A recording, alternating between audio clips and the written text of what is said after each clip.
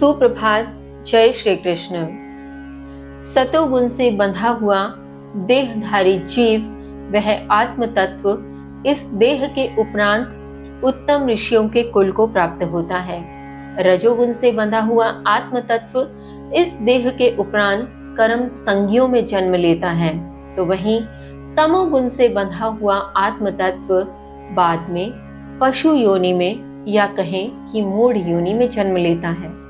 साथ ही श्री कृष्ण यह बताते हैं कि जब हम सात्विक या पुण्य कर्म करते हैं, सतोगुण के अधीन होकर कर्म करते हैं, तो निश्चय ही हमें सुख की अनुभूति होती है, निश्चय ही हम पवित्र फल के अधिकारी होते हैं। जब हम रजोगुण के अधीन होकर कर्म करते हैं तो दुख भोगना पड़ता है, और वहीं जब हम तमोगुण के अधीन होकर निष्क्रिय स्वरूप रहते हैं तो हम अज्ञान रूपी फल को प्राप्त करते हैं। इसके आगे श्री कृष्ण क्या समझाते हैं, आइए जाने। श्लोक संख्या 17। सत्त्वात् संजायते ज्ञानं रजसो लोभ एव च प्रमाद मोहो तमसो भवतो अज्ञानमेव च।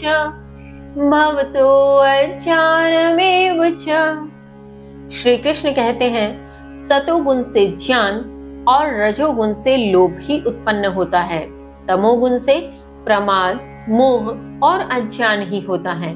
भावार्थ, यहाँ श्री कृष्ण तीनों गुणों के विषय में कहते हैं कि सतोगुण से सदैव ज्ञान ही उत्पन्न हो सकता है, क्योंकि यह ज्ञान से ही प्रकाशित करता है, यह सात्विक है।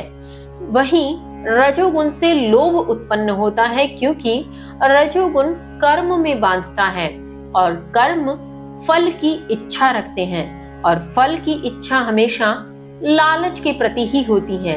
इसलिए रजोगुण सदैव लोभ ही उत्पन्न करता है, किंतु वहीं तमोगुण प्रमाद अर्थात पागलपन, मोह और अज्ञान उत्पन्न करता है। यह प्रत्येक प्रकार से नष्ट कर देता है। आगे श्री कृष्ण कहते हैं, श्लोक संख्या 18। उधर्वं गच्छन्ति सत्त्वस्था मध्ये तिष्ठन्ति राजसाः जघन्य गुण वृत्तिस्था अधो गच्छन्ति तामसाः।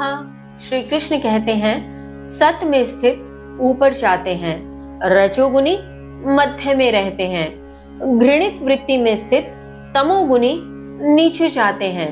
भावार्थ, यहाँ श्री कृष्ण तीनों गुणों के विषय में कहते हैं कि जो सतोगुणी है, जो सतगुण के आधार पर स्वयं को बांधता है या सतगुण से बंधा हुआ जीव है, वह ऊपर की ओर जाता है, अर्थात उत्तम ऋषियों के कुल को जाता है। रजोगुणी है जो कर्मों से स्वयं को बांधकर रजोगुण के आधार पर कर्म करता है, वह लोभ की प्रवृत्ति का है, वह फल की कामना करने वाला है, वह मध्य में रह जाता है। और यदि कहें जो घृणित वृत्ति वाले हैं, जो घृणित वृत्ति में स्थित होकर अपने कर्म करते हैं, जो तमोगुणी हैं, जो तमोगुण के अधीन होकर नीच कर्म करते हैं, तो वे नीचे की योनि में ही जाते हैं, अर्थात पशु योनि में, मूढ़ योनि में जाते हैं। आगे श्री कृष्ण क्या कहते हैं जानेंगे कल।